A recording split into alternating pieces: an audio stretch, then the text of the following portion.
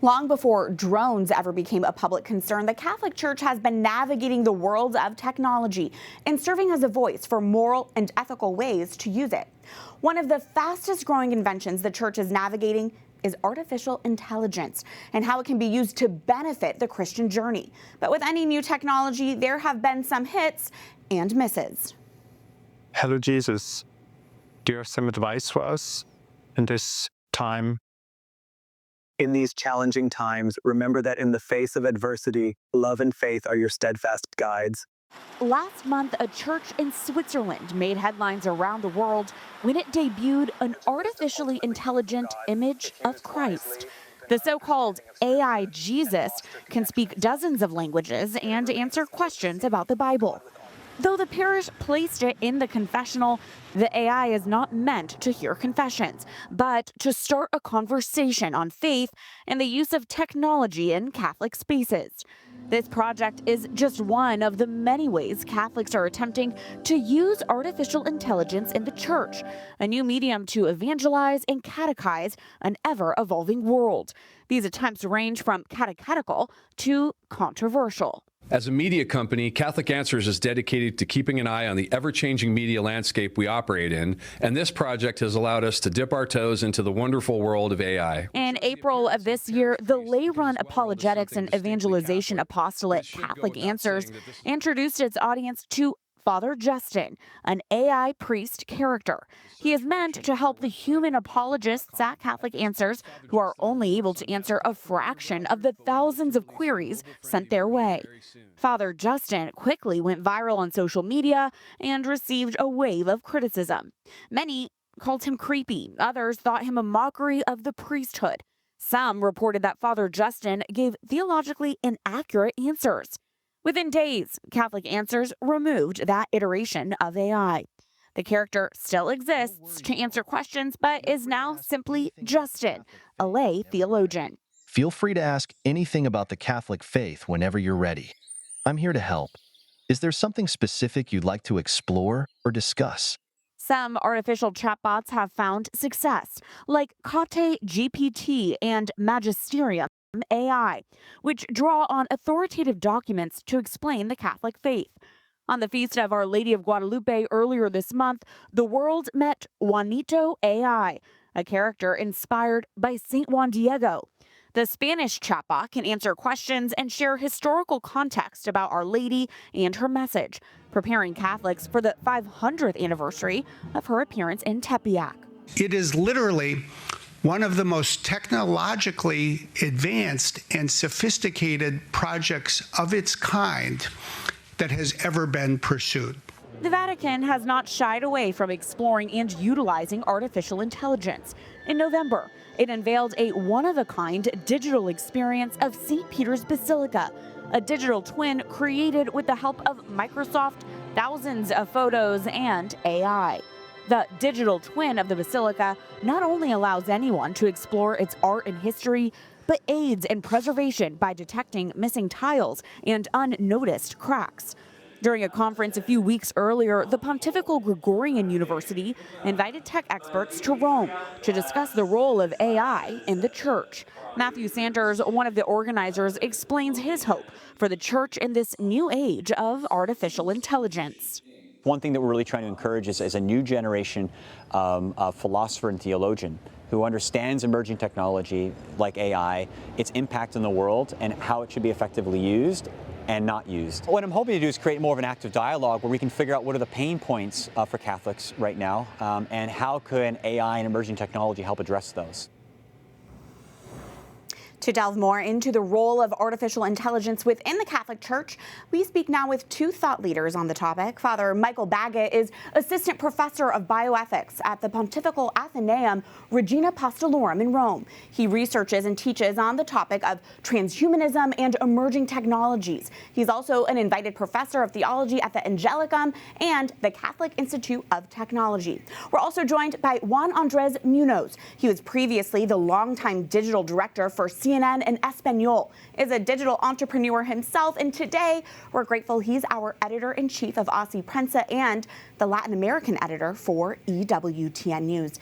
Gentlemen, thank you both for being here. Father, to start us off, can you first give us a quick overview as to the Catholic Church's disposition on artificial intelligence? This is an evolving frontier, but how has the Church addressed this topic so far?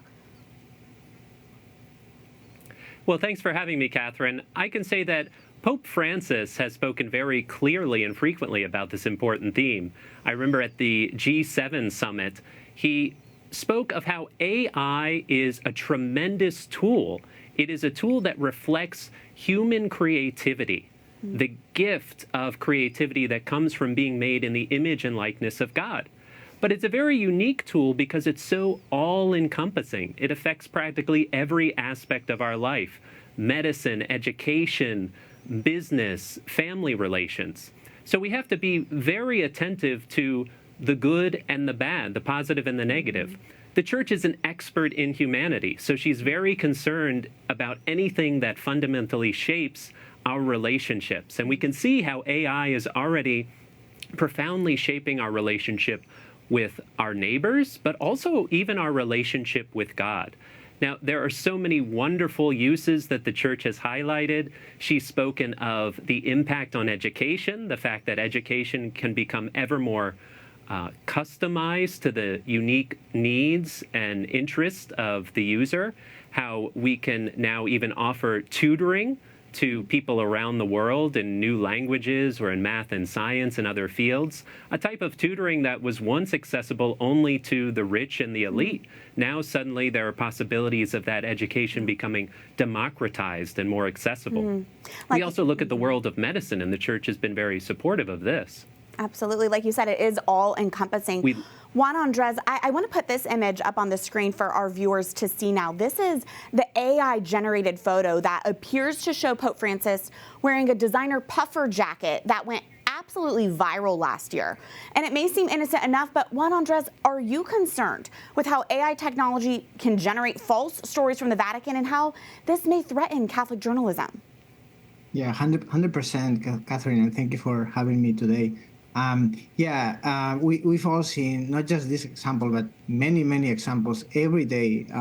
The technology is so available to anybody that these dangers are at hand every day.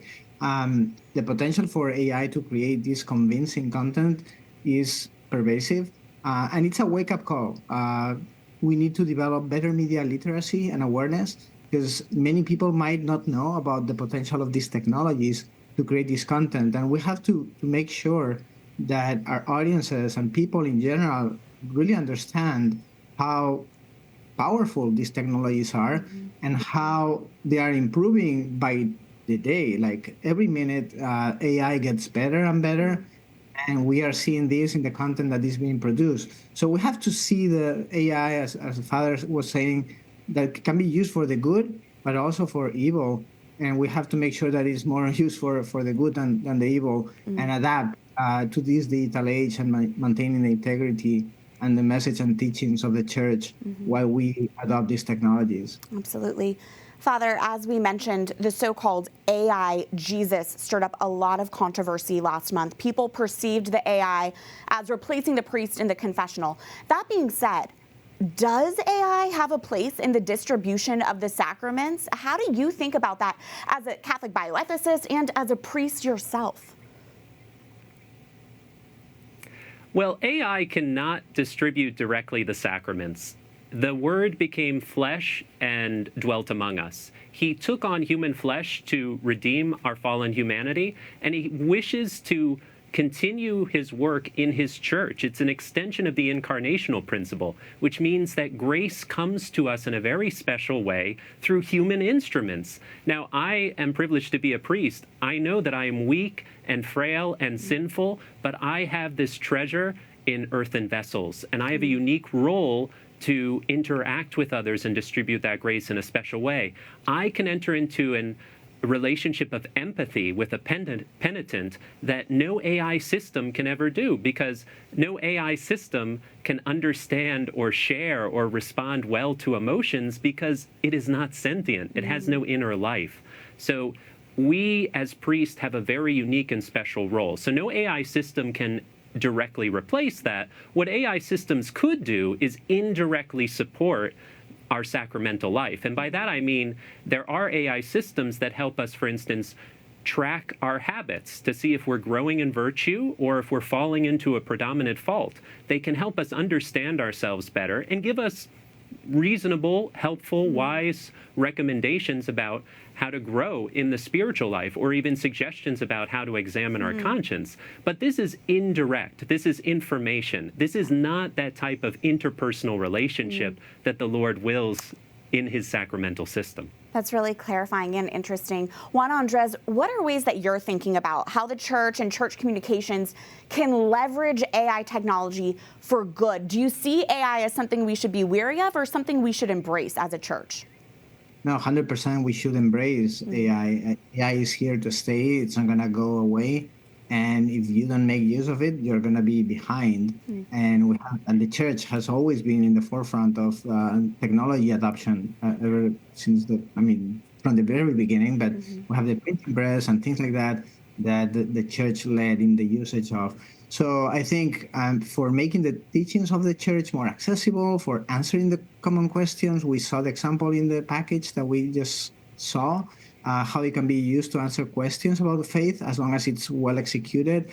There are tools like Magisterium AI, which also was featured in the report, that is making an effort to do accurate information on the church available through the documents of the church. It can also help bridge the barriers of language and facilitate communication, because we are talking about the Catholic Church universal, and there's a lot of diversity in the church that sometimes can be enhanced and shared if we have tools like AI that can make this content available to maybe areas of the world that right now they don't have access to because of language barriers, for example. And also for education and evangelization, as long as we always keep the human oversight, which is critical in this case. And obviously, like with a technical and a skilled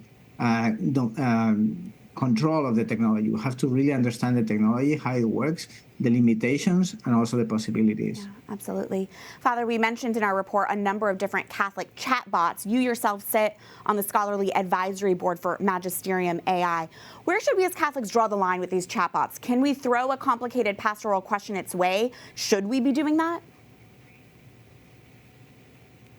Well, I think these can be great aids, a great first engagement with the patrimony of the church. What's wonderful about Magisterium AI and other resources available is that they point you to the original documents of the church or sound theological text.